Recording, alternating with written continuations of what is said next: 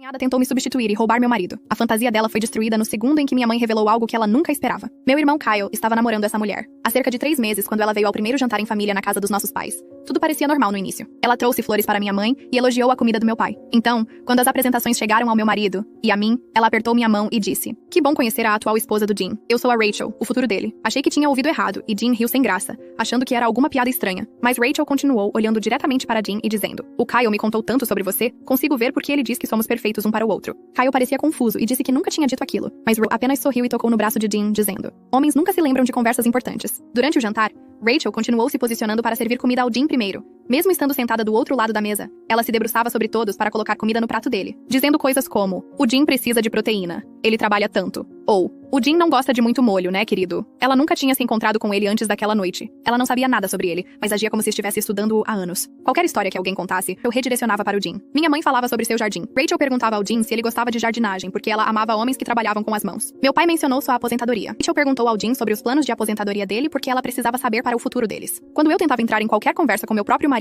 ela falava por cima de mim e dizia coisas como: "Dean e eu estávamos discutindo isso mais cedo", o que era impossível, pois eles tinham acabado de se conhecer há 1 hora. Kyle continuava tentando redirecionar a atenção dela, mas ela dava um tapinha na mão dele e dizia: "Seu irmão e eu estamos apenas nos conhecendo melhor. Laços familiares são tão importantes." As semanas seguintes foram insanas. Rachel começou a aparecer nos lugares onde Dean ia. Ela entrou na academia dele e casualmente estava lá sempre que ele ia treinar. Ela descobriu onde ele tomava café e acidentalmente esbarrava nele toda manhã. Ela descobriu onde ele almoçava e comia lá sozinha, sempre sentando onde pudesse observá-lo. Ela disse ao Kyle que estava apenas tentando criar laços com a família dele, mas nunca tentava encontrar a mim ou aos meus pais, apenas o Dean. Ela começou a mandar mensagens para o Dean constantemente, pegando o número dele no celular do Kyle. As mensagens começaram normais, perguntando coisas da família, mas rapidamente ficaram estranhas. Ela mandava mensagens de bom dia antes mesmo de eu acordar. Ela mandava lembretes para ele almoçar e se manter hidratado. Ela enviava artigos sobre coisas que achava que ele gostaria, mesmo sem ter ideia do que ele realmente gostava. Quando Dean bloqueou o número dela, ela arrumou novos. Ela tinha pelo menos 6 números de telefone diferentes que nós sabíamos. Eu dizia ao Kyle que o Dean estava mandando mensagens para ela primeiro, que ele estava perseguindo-a, que ela estava tentando ser leal, mas que o Dean não a deixava em paz. Kyle acreditou nela no início porque a namorada dele de 3 meses inventaria algo tão maluco. Ela chorava e dizia que não queria destruir a família, mas que o Dean estava tornando isso impossível. Ela realmente convenceu o Kyle a confrontar o Dean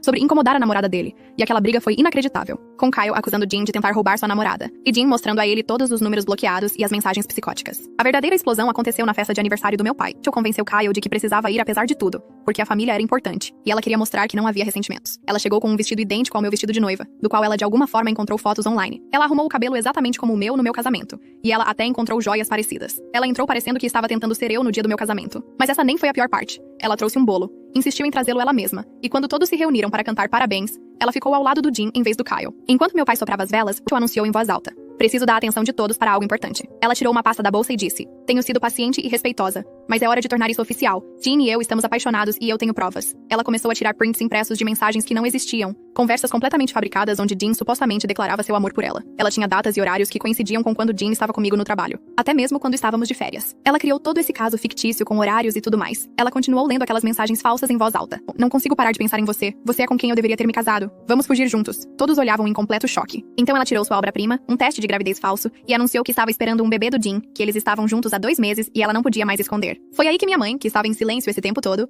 começou a rir. Nenhuma única pessoa se mexeu ou fez um som. Todos apenas encaravam minha mãe como se ela tivesse enlouquecido, enquanto Rachel ficava lá congelada com aquele teste de gravidez falso ainda na mão. Mamãe enxugou lágrimas reais dos olhos e continuou rindo. Não uma risadinha educada, mas gargalhadas profundas que ecoaram pela sala de jantar. Ela finalmente recuperou o fôlego e olhou para todos. "Essa é a coisa mais ridícula que vejo em 40 anos de reuniões familiares. E olha que eu já vi seu tio tentar fritar um peru congelado." O rosto de Rachel mudou daquele olhar presunçoso e triunfante para total confusão quando a mamãe andou direto até ela. Minha mãe tem apenas 1,60, mas atravessou aquela sala como se fosse a dona. E Rachel realmente deu um passo para trás. Mamãe estendeu a mão e arrancou o teste de gravidez da mão de Rachel antes que ela pudesse reagir. Ela o ergueu contra a luz, virando-o lentamente para que todos pudessem ver claramente. "Isso ainda está na embalagem de plástico", anunciou a mamãe em voz alta. "Você pode ver a borda da embalagem bem aqui na sua foto impressa onde você tentou apagar com Photoshop." A boca de Rachel abriu e fechou, mas nada saiu. Mamãe continuou com a voz calma, mas afiada: "Deixe-me contar a todos o que realmente está acontecendo aqui. Rachel está namorando o Kyle há exatos 3 meses desde a última terça-feira. Ela conheceu o Dean pela primeira vez há 5 semanas em um jantar de família bem aqui nesta casa. Na verdade, desde então, ela tem perseguido ele na academia, na cafeteria, no local de almoço dele, enviando mensagens de pelo menos 6 números de telefone diferentes que conhecemos. Tenho acompanhado cada incidente que o Kyle mencionou, cada número bloqueado, cada aparição estranha na academia. Toda vez que ela aparecia em algum lugar, o Dean por acaso estava lá." Mamãe tirou um pequeno caderno do bolso do cardigan e eu não fazia ideia de que ela estava documentando tudo. Rachel finalmente recuperou a voz e tentou interromper, mas mamãe apenas levantou a mão. "Não terminei. Como exatamente você poderia estar grávida de 2 meses de um bebê do Dean quando nunca esteve sozinha com ele nem uma vez sequer. Jean tirou o celular do bolso sem ninguém pedir e começou a passar as telas. Ele o ergueu e virou lentamente para que as pessoas pudessem ver seu histórico de localização. Estou com a Natalie ou no trabalho durante cada momento em que a Rachel alegou que nos encontramos. Aqui estou eu no escritório quando ela disse que almoçamos juntos. Aqui estamos eu e a Natalie de férias quando ela disse que estávamos trocando mensagens sobre fugir juntos. As evidências continuavam se acumulando e o rosto de Rachel ficava cada vez mais vermelho. Kyle parecia ter levado um soco no estômago. Ele encarou Rachel e sua voz saiu áspera e zangada. Que diabos está acontecendo? A linguagem corporal inteira de Rachel mudou instantaneamente. Lágrimas começaram a escorrer pelo rosto dela, e ela se virou para Kyle, estendendo as mãos para ele. O Dean veio atrás de mim primeiro, eu juro. Tentei resistir, mas ele não parava. Sua família está se unindo contra mim porque eles não querem que sejamos felizes juntos. Ela realmente disse isso com a cara mais lavada enquanto usava uma cópia do meu vestido de noiva. Kyle se afastou das mãos dela e olhou para Dean, depois para a mamãe. Depois de volta parou como se não conseguisse mais distinguir o que era real. Meu pai tinha ficado em silêncio durante tudo isso, apenas parado perto do bolo de aniversário com as velas ainda fumegando. Ele limpou a garganta e todos se viraram para olhar para ele. Rachel, preciso que você saia da minha casa agora. A voz dele não estava alta nem zangada, apenas firme e definitiva. Rachel não se moveu. Apenas ficou lá chorando e balançando a cabeça. Papai andou até o telefone na parede, o velho telefone fixo que meus pais ainda mantinham, e pegou o fone. Você tem 2 minutos para sair por aquela porta ou vou chamar a polícia. Foi aí que o teatro todo desmoronou completamente. As lágrimas pararam como se alguém tivesse desligado um interruptor e o rosto dela se retorceu em algo feio e maldoso. Ela começou a gritar a plenos pulmões sobre como éramos todos invejosos. Como Dean e ela tinham uma conexão que nenhum de nós conseguia entender. Como ela sabia que eles deveriam ficar juntos, e nós estávamos tentando separá-los. Ela ainda estava usando aquele vestido branco que parecia exatamente com o meu do meu casamento. E a cena toda parecia assistir alguém tendo um colapso em câmera lenta. Kyle foi em direção a ela e segurou o braço dela, não com brutalidade, mas com firmeza, tentando guiá-la para a porta. Ela girou para cima dele tão rápido que pensei que ela fosse bater nele. Você foi apenas um substituto temporário. Ela cuspiu as palavras bem na cara dele. Só namorei você para chegar perto do Dean. Você nunca foi nada além de um meio para conhecê-lo. A expressão no rosto do meu irmão me deu vontade de agarrar eu mesma e jogá-la para fora. Antes que qualquer um pudesse fazer qualquer outra coisa, a campainha tocou e alguém bateu forte na porta da frente. Papai foi atender e 2 policiais entraram, olhando para todos nós parados ali naquele momento congelado e horrível. Nossa vizinha, Sra. White, ligou por causa da gritaria. Um policial disse: "Está tudo bem aqui?" O rosto de Rachel mudou novamente num instante, voltando a chorar e parecer assustada. Ela apontou para todos nós e disse aos policiais que estávamos atacando-a, que ela veio a uma festa de família e todos nós nos unimos contra ela sem motivo. Os policiais olharam para a situação, para Rachel em seu vestido branco, para o resto de nós claramente vestidos para uma festa de aniversário, para o bolo ainda na mesa. Um policial perguntou se poderíamos todos sair e conversar com calma. Ergueu o celular antes que alguém se movesse. Tenho provas de 3 meses de perseguição e assédio. Ele começou a mostrar a tela ao policial, passando por números bloqueados, mensagens de texto salvas, capturas de tela de Rachel aparecendo na academia e no trabalho dele. Eu entrei na conversa e expliquei todo o padrão. Como Rachel namorou meu irmão apenas para ter acesso ao Dean. Como ela o seguia e mandava mensagens constantemente mesmo depois de ele bloqueá-la repetidamente. Os policiais colheram depoimentos de todos enquanto Rachel ficava lá, ficando cada vez mais quieta. Quando finalmente falaram diretamente com ela e pediram a versão dela, ela apenas continuou insistindo que Dean a tinha procurado primeiro, mas não conseguia mostrar nenhuma prova. Os policiais olharam para o celular do Dean cheio de evidências, olharam para todos nós contando histórias consistentes, olharam para Rachel parada lá sozinha em um vestido de noiva na festa de aniversário de outra pessoa. Eles disseram a Rachel muito claramente que ela precisava ficar longe de toda a nossa família, que se ela contatasse qualquer um de nós novamente ou aparecesse perto de nós, seria presa por perseguição e assédio. Rachel caminhou até a viatura com um policial a seguindo enquanto o outro ficou para pegar nossas informações de contato. O segundo policial nos disse para ligar imediatamente se ela contatasse qualquer um de nós novamente e entregou a Jean um cartão com o número do caso escrito no verso. Quando ambas as viaturas finalmente se afastaram, Kyle desabou em uma das cadeiras da sala de jantar, como se alguém tivesse cortado suas cordas. Ele colocou a cabeça nas mãos e começou a pedir desculpas a Jean e a mim repetidamente, dizendo que deveria ter acreditado em nós desde o início, que foi um idiota por cair nas mentiras dela. Jean sentou ao lado dele e colocou a mão em seu ombro, mas não disse nada, porque o que se podia dizer sobre aquilo? Minha mãe andou até lá e puxou a cadeira do outro lado de Kyle. Ela disse a ele que pessoas manipuladoras são especialistas em fazer você duvidar da realidade, que é o que elas fazem de melhor. Então ela se levantou e foi até sua escrivaninha no canto da sala. Voltou com um pequeno caderno. Ela vinha mantendo anotações detalhadas de cada incidente que Kyle havia mencionado. Cada vez que Rachel aparecia em algum lugar onde não deveria estar, cada número bloqueado sobre o qual Jean nos contava. Mamãe disse que suspeitava que Rachel estava construindo algo exatamente assim, e ela queria provas prontas. Kyle olhou para o caderno cheio de datas, horários e locais. Tudo escrito na letra caprichada da mamãe. O resto da noite se transformou naquela sessão estranha de processamento, onde todos que estavam na festa ficaram e conversaram sobre o que tinham presenciado. O colega de trabalho do meu pai mencionou que havia notado Rachel se posicionando, para estar sempre na linha de visão de Jean durante o jantar. A amiga do clube do livro da minha mãe disse que Rachel havia ignorado Kyle completamente na última hora antes do anúncio, agindo como se ele não existisse. Um de nossos primos apontou que Rachel estava tirando fotos de Jean a noite toda com o celular, fingindo tirar fotos da festa, mas sempre dando zoom nele. Cada pessoa havia notado algo errado no comportamento dela, mas ninguém quis dizer nada durante a festa porque parecia estranho demais para ser real. E eu finalmente fomos embora por volta das 23 horas, quando as coisas começaram a se acalmar. Dirigimos para casa em silêncio nos primeiros minutos antes de Jean admitir que estava com mais medo do que deixava transparecer. A escalada de aparecer na academia dele para fingir uma gravidez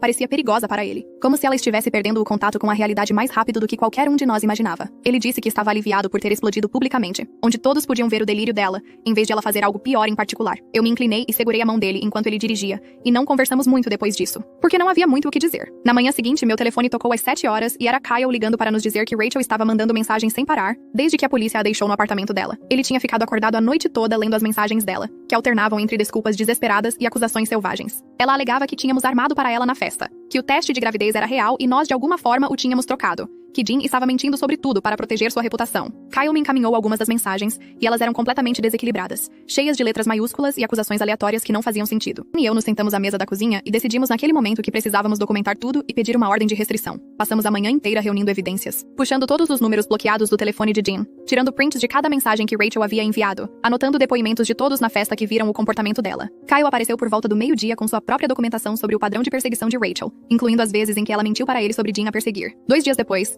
estávamos sentados na sala de espera do tribunal, cercados por outras pessoas que pareciam cansadas e estressadas. Uma defensora das vítimas saiu, chamou nossos nomes e nos levou para uma pequena sala. Ela se sentou à nossa frente e ouviu toda a história sem interromper, fazendo anotações o tempo todo. Quando terminamos, ela nos disse que já tinha visto comportamentos obsessivos semelhantes antes em seu trabalho. Ela nos avisou que Rachel poderia escalar ainda mais antes de aceitar que sua fantasia não se tornaria realidade. Que a ordem de restrição às vezes deixa os stalkers mais desesperados antes que eles finalmente recuem. A ordem de restrição temporária foi aprovada naquele mesmo dia, com base em todas as evidências de perseguição que trouxemos. O juiz analisou os registros telefônicos de Jean mostrando os números bloqueados. Leu os depoimentos das testemunhas da festa. Ouviu o depoimento de Kyle sobre a manipulação. Eu agora estava legalmente obrigada a ficar a 150 metros de distância de Jean, de mim, de nossa casa e do local de trabalho de Jean. A defensora nos deu cópias da ordem e nos disse para mantê-las conosco o tempo todo, caso Rachel aparecesse em algum lugar. Kyle voltou a morar com nossos pais naquela semana, porque não suportava ficar no apartamento que compartilhara com Rachel. Ele disse à mamãe que se sentia envergonhado e com raiva de si mesmo por não ter percebido a manipulação dela antes, por ter acreditado nas mentiras dela sobre Jean. Mamãe arrumou o antigo quarto dele e disse para ele ficar o tempo que precisasse. 48 horas depois que a ordem de restrição foi entregue, a segurança do prédio do escritório de Jean ligou para dizer que alguém com a descrição de Rachel estava no saguão perguntando por ele. A segurança já havia chamado a polícia, quando ela se recusou a sair depois de ser informada de que Jean não estava disponível. Jean ficou em seu escritório no 3º andar, enquanto a segurança mantinha Rachel contida lá embaixo. 2 policiais chegaram em 10 minutos, reconheceram o nome de Rachel da ordem de restrição no sistema e a prenderam ali mesmo no saguão. Ela passou aquela noite na cadeia, antes que seus pais pagassem a fiança na manhã seguinte. 2 dias após a prisão de Rachel, Kyle me ligou por volta do meio-dia, parecendo exausto e confuso. Ele disse que a mãe de Rachel tinha acabado de passar 40 minutos ao telefone com ele, pedindo desculpas e chorando. A mulher admitiu que Rachel já tinha feito isso antes com outros homens, que ela tinha o que chamava de episódios obsessivos, que a família achava que a terapia estava ajudando a controlar. A voz de Kyle tremia quando me contou que a mãe de Rachel disse que eles esperavam que a terapia estivesse funcionando, mas claramente Rachel tinha parado de levá-la a sério. A conversa piorou a partir daí porque a mãe de Rachel revelou detalhes sobre o passado dela que tornaram nossa situação ainda mais perturbadora. Ela explicou que 2 anos atrás, Rachel ficou fixada no marido de sua própria irmã, um homem que era feliz no casamento, com 3 filhos e nunca havia demonstrado qualquer interesse por Rachel. Rachel convenceu a si mesma de que eles eram almas gêmeas, apesar de ele ser completamente indisponível e desinteressado nela. Ela aparecia na casa deles constantemente, enviava presentes, tentava se inserir em eventos familiares e dizia às pessoas que eles estavam tendo um caso quando nada nunca havia acontecido entre eles. A família da irmã teve que envolver advogados e, eventualmente, os pais de Rachel a mudaram para outro estado, esperando que a distância a ajudasse a seguir em frente e recomeçar. Kyle se sentiu enjoado ao ouvir tudo isso porque significava que o comportamento de Rachel com Jean não era uma anomalia estranha, mas um padrão real que ela já havia repetido. A audiência da ordem de restrição aconteceu uma semana depois, numa terça-feira de manhã, no Tribunal do Condado. Jean e eu chegamos cedo com toda a nossa documentação organizada em pastas. E Kyle nos encontrou no corredor parecendo nervoso por ter que testemunhar contra alguém com quem havia namorado. Rachel apareceu 15 minutos antes do início da audiência, com um advogado que seus pais haviam contratado, e eu mal a reconheci no início. Ela usava um vestido azul marinho conservador com um cardigan, tinha o cabelo preso para trás com cuidado, e parecia completamente normal e composta. Sumiu a imitadora do vestido de noiva e a energia maníaca da festa do meu pai. Ela agia de forma calma e composta, acenando educadamente para o oficial de justiça e sentando-se em silêncio com seu advogado como se fosse apenas um mal-entendido de rotina entre amigos que tiveram uma desavença. O juiz abriu a audiência e pediu a Jean para testemunhar primeiro sobre as alegações de perseguição. Jean se levantou e caminhou até o banco das testemunhas. Depois passou 20 minutos expondo toda a linha do tempo do comportamento de Rachel. Ele mostrou ao juiz seus registros telefônicos com meses de números bloqueados, capturas de tela das mensagens constantes e documentação de cada vez que Rachel apareceu em sua academia, cafeteria ou local de almoço. O juiz analisou cada evidência cuidadosamente, fazendo a Jean perguntas específicas sobre datas, horários e as palavras exatas e mensagens de Rachel. Kyle testemunhou em seguida e descreveu como Rachel o havia manipulado durante todo o relacionamento, usando-o como uma forma de acessar Dean e mentindo constantemente sobre quem estava perseguindo quem. A voz do meu irmão permaneceu firme, mas eu podia ver suas mãos tremendo levemente enquanto explicava como Rachel o convenceu de que Dean era quem a estava incomodando, que ela estava tentando ser leal a Kyle, mas Dean não a deixava. Ele contou ao juiz sobre os 6 números de telefone diferentes que Rachel obteve depois que Dean a bloqueou, sobre ela aparecer em todos os lugares onde Dean ia, sobre as mensagens falsas que ela havia criado, alegando um caso que nunca existiu. Então foi minha vez de testemunhar, e caminhei até o banco sentindo raiva tudo de novo, pelo que Rachel havia feito nossa família passar. Descrevi o incidente do vestido de noiva em detalhes, como Rachel de alguma forma encontrou fotos do meu casamento online, e recriou todo o meu visual, até as joias e o penteado. Expliquei como ela anunciou uma gravidez falsa na festa de aniversário do meu pai na frente de toda a nossa família, tirando mensagens de texto fabricadas com horários que provavam que ela havia criado um caso fictício elaborado. A expressão do juiz mudou de neutralidade profissional para visivelmente perturbada enquanto eu falava, especialmente quando deixou ao lado de Dean em vez de Kyle durante o bolo de aniversário e declarando-se grávida de um bebê apesar de eles nunca terem ficado sozinhos juntos. O advogado de Rachel se levantou após meu depoimento e tentou argumentar que sua cliente estava apenas entusiasmada em se juntar à família de Dean e que todos nós havíamos interpretado mal seu comportamento amigável como algo sinistro. Ele sugeriu que Rachel estava simplesmente tentando se esforçar para criar laços com a família do namorado e que suas ações vinham de um lugar de querer se encaixar, em vez de